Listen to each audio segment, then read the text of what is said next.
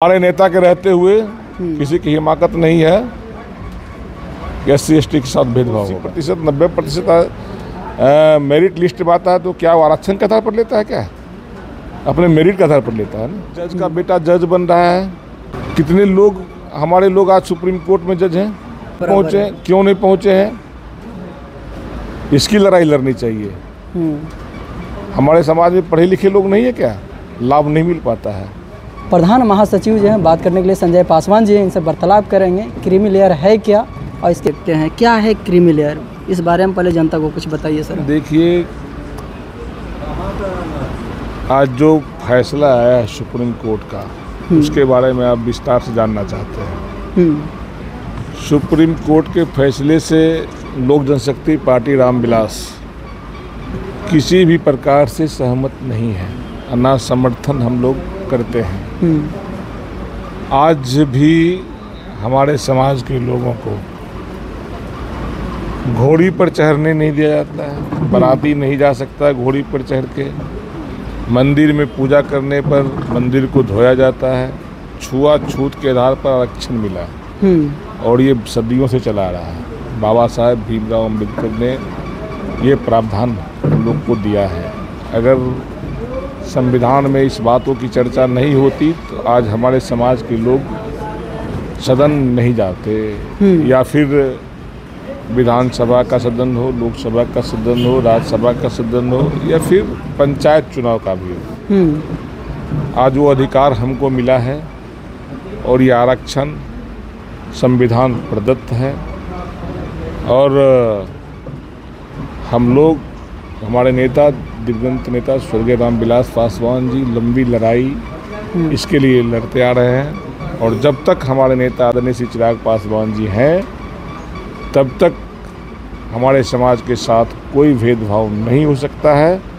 हम लोग लड़ाई लड़ते रहेंगे और अपने नेता से और कहना चाहते हैं कि दलित जितने भी सांसद देश में हैं, सभी ये सांसद एक साथ बैठकर पुनर्याचिका सुप्रीम कोर्ट में दायर किया जाए और सुप्रीम कोर्ट से भी आग्रह है कि इस पर पुनर्विचार करें। लेकिन जीतन राम मांझी जी इसका जो है साफ तौर पर सपोर्ट कर रहे हैं कि इस चीज़ों को लागू होना चाहिए, आखिर क्यों? जीतन राम मांझी जी कह रहे हैं तो जीतन राम मांझी जी पहले आरक्षण का लाभ छोड़ दें। पहले खुद इस्तीफा देकर आए, उसके बाद सवाल उठाएं।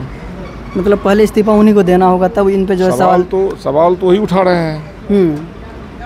समाज में भेदभाव पैदा करने का अधिकार किसी को भी नहीं है। आज भी हमारे समाज के लोग उपेक्षित हैं, उनको कोई लाभ नहीं मिलता है, आर्थिक आधार पर आरक्षण नहीं मिला है। हम लोग को छुआछूत के आधार पर आरक्षण मिला है और वो रहना चाहिए। तो ये तो बांटा नहीं जा रहा है ना सर, ये तो कोटा में, कोटा का मतलब है कि आप ही को समुदाय को उसमें मिलेगा जो अति पिछड़ा है, जो पीछे रह गया। जीतन राम मांझी जी को साफ तौर पे कहना कि कुछ जो है इसमें समाज है वही बढ़ चढ़ के हिस्सा ले रहे हैं, बाकी समुदाय जो है आज भी लगभग जो SC/ST वर्ग में हम सबको लाभ मिलना चाहिए ना। क्यों नहीं मिलता? पहले इसकी लड़ाई लड़नी चाहिए। पहले तो लड़ाई इसकी लड़नी चाहिए ना। इस मुद्दे से भटकाना नहीं चाहिए। पहले तो समाज के उत्थान की बात होनी चाहिए। क्यों नहीं कर रहे समाज के उत्थान की बात? क्यों आज जज का बेटा जज बन रहा है? कितने लोग हमारे लोग आज सुप्रीम कोर्ट में जज हैं? एक भी नहीं। क्यों नहीं पहुंचे हैं? इसकी लड़ाई लड़नी चाहिए। हमारे समाज में पढ़े लिखे लोग नहीं है, क्या लाभ नहीं मिल पाता है?